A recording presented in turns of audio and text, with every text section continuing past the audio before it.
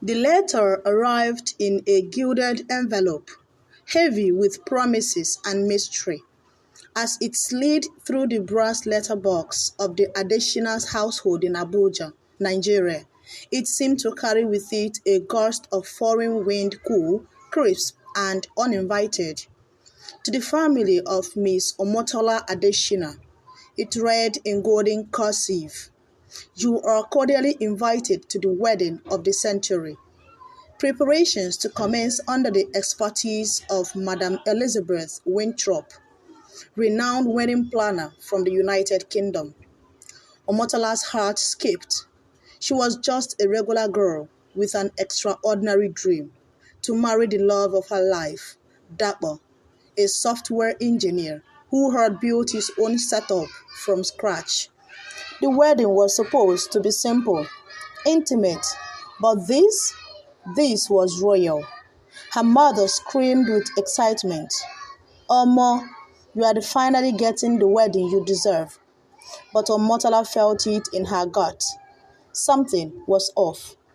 She arrived on a Thursday, stepping off the private jet in a plum satin dress and heels that looked like they were forged in the cloud.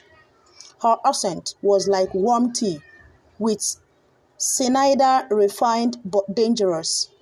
"Darlings," she said as she removed her gloves one finger at a time, "your wedding will be immortalized." Her eyes scanned the room, calculating. Behind the smile, something lingered, cold, sharp. "You must do exactly as I say," she added.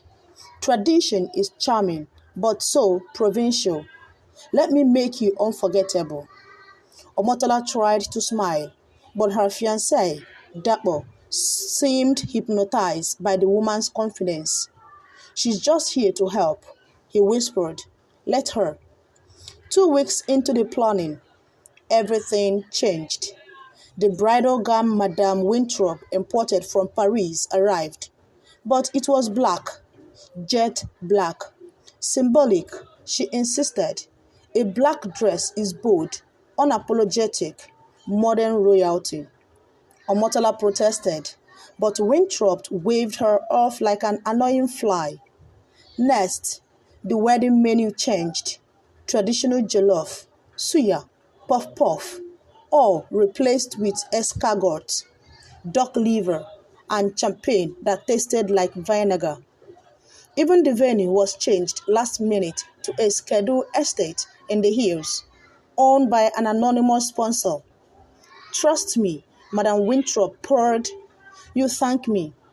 But Omotola began to feel trapped in a nightmare she couldn't wake up from. At first, it was small things. The flowers she loved, hibiscus and sunflowers, withered within minutes of being placed. A bridesmaid fainted during rehearsal. The cake decorator had a seizure in the kitchen. And Dapo, he stopped laughing, stopped sleeping. She had us under something. Omotola whispered to her friend, Tenny. "I don't know what, but it's evil." Tenny, spiritual and grounded, took out her prayer beads. "She's not just a wedding planner. She's something else. You need to get out." "But how do you cancel a wedding when it feels like you are already married to fear?" 3 days before the wedding, Omotola wandered the estate in search of quiet. That's when she found it. A door with no handle, hidden behind a velvet curtain. She pressed her ear to it, chanting, low guttural, no English, not human.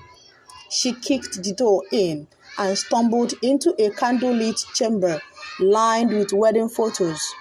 Hundreds of them, every bride in black, every groom pale and sunken, and in each photo, Madame Winthrop standing behind them like a shadow.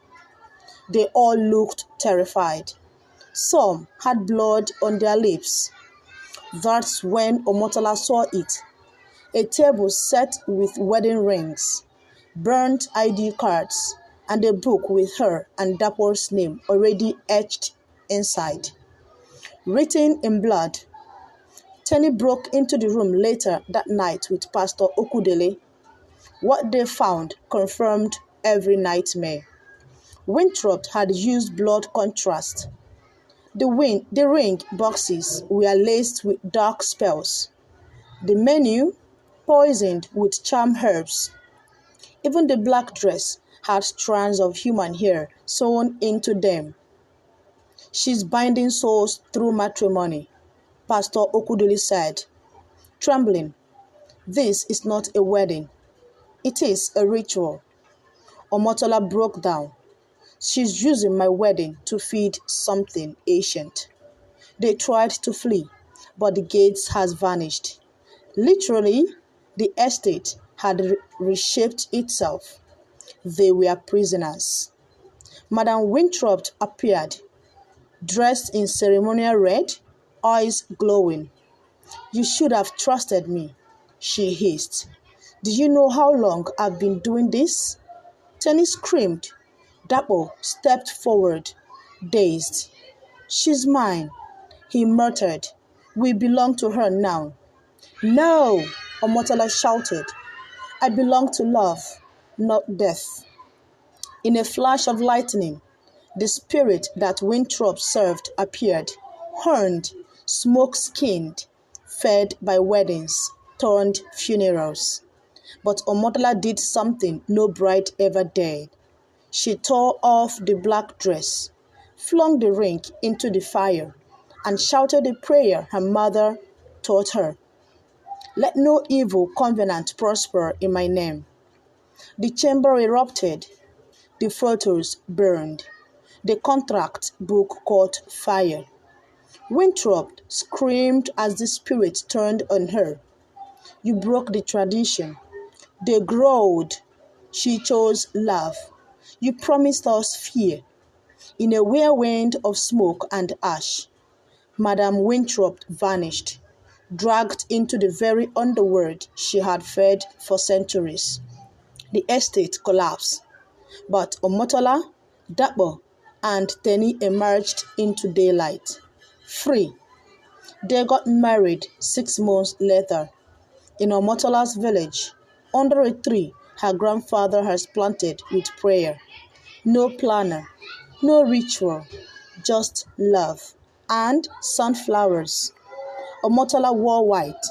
Dapo cried. Tenny danced barefoot. And in that moment, they knew. Love must never be coerced, never manipulated, never commercialized beyond recognition. Back in the UK, records of Madame Elizabeth Winthrop were scrubbed.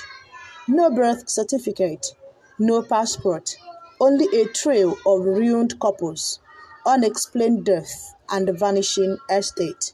Some says she still exists, in another form, still planning, still feeding. But those who have heard Omotola's stories now whispered, check your planner's eyes before you sign anything, especially if she says the dress must be black. Love is not about extravagance or spectacle. It is about truth, alignment, and light. Never allow someone else to take control of your sacred moment.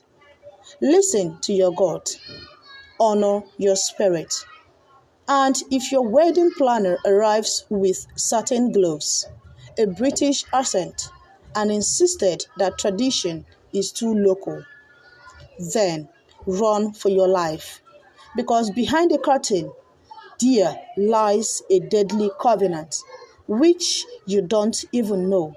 And before you could realize it, it must have already been late.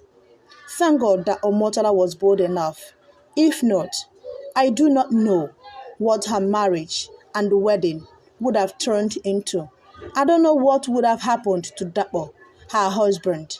He might have been dead, or they must have been initiated into a coven that they might find it difficult to bring themselves out. Did this story move you? Please share it with someone planning a wedding.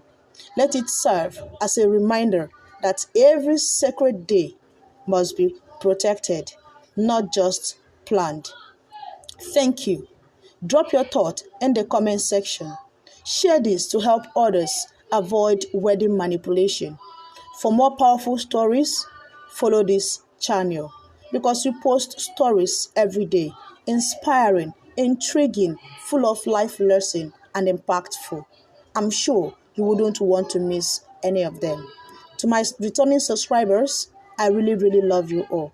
Thank you for always watching my videos. To those that always share this video, you are the real MVP. Please do well to hit the notification bell and like this video. Liking this video is sending the algorithm a message that this video is worth watching. Thank you, remain blessed, and tune in for next story. Thank you very much.